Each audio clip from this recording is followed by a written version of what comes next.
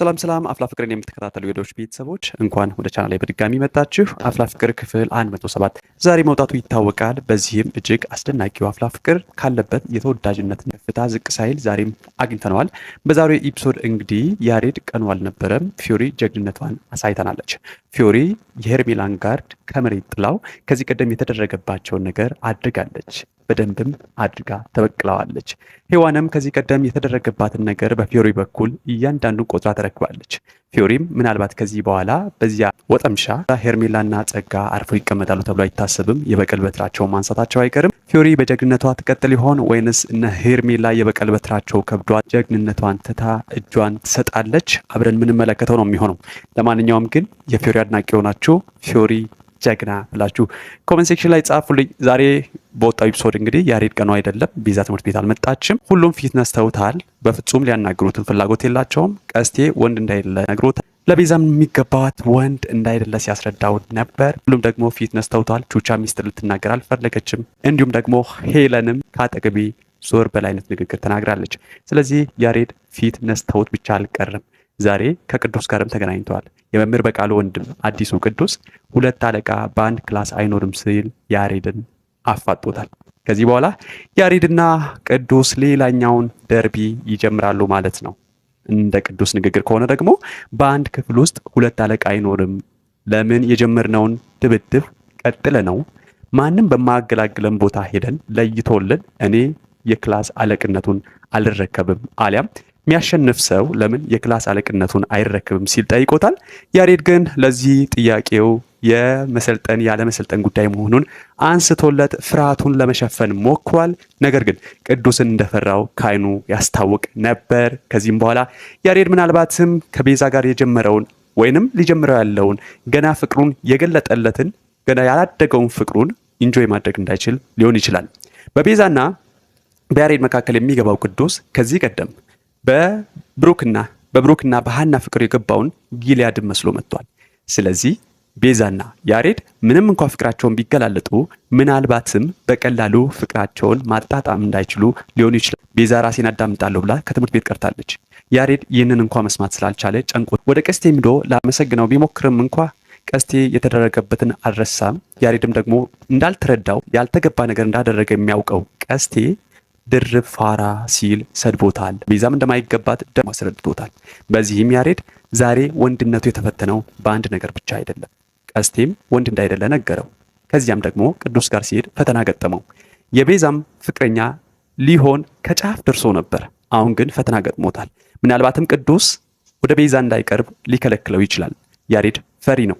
ወንድነቱን አውጥቶ ካልተጠቀመው በስተቀር ቅዱስ ጋር ያለውን ነገር መቋቋም የሚችል አይመስልም። በዚህም ምናልባትም ቤዛን እኔ ካልፈቀድኩልህ ከአጠገቧ አትደርስም ብሎ ሊከለክል ይችላል። ከትምህርት ቤት ካልተባረረ በስተቀር ከዚህ የሚቆጠብ አይመስልም ቅዱስ።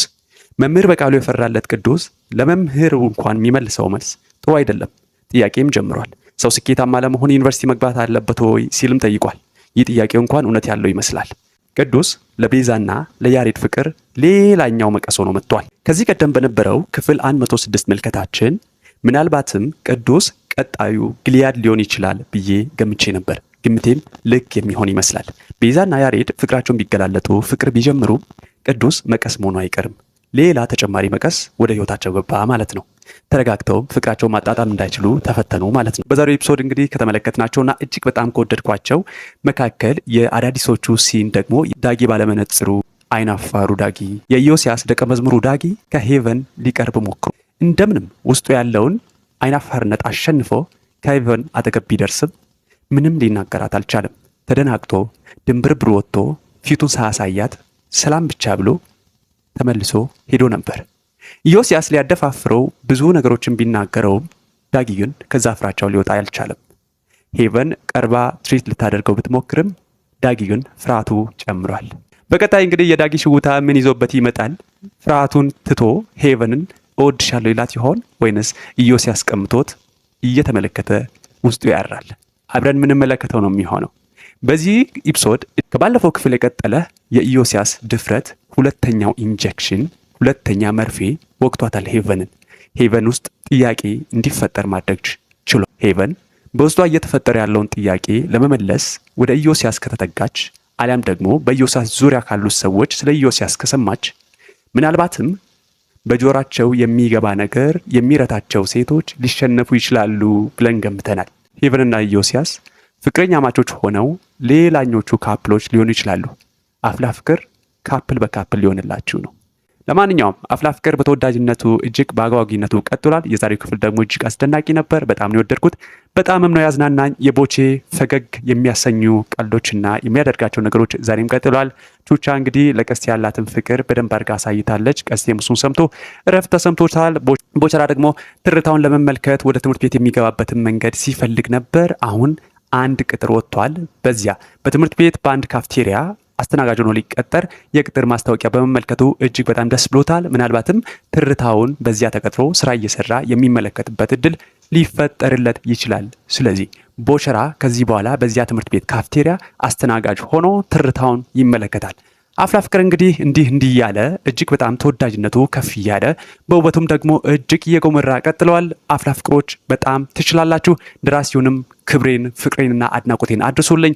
አብራችሁን ስለቆያችሁ አመሰግናለሁ። ቻናሌን ሰብስክራይብ ታደርጉ አብራችሁን ደግሞ ብትዘልቁ ብዙ እንማማራለን፣ ብዙም እንዝናናለን። ይህንን ቪዲዮ ደግሞ ላይክ እና ሼር ብታደርጉ ትደግፉኛላችሁ። አብራችሁን ስለዘለቃችሁ አመሰግናለሁ።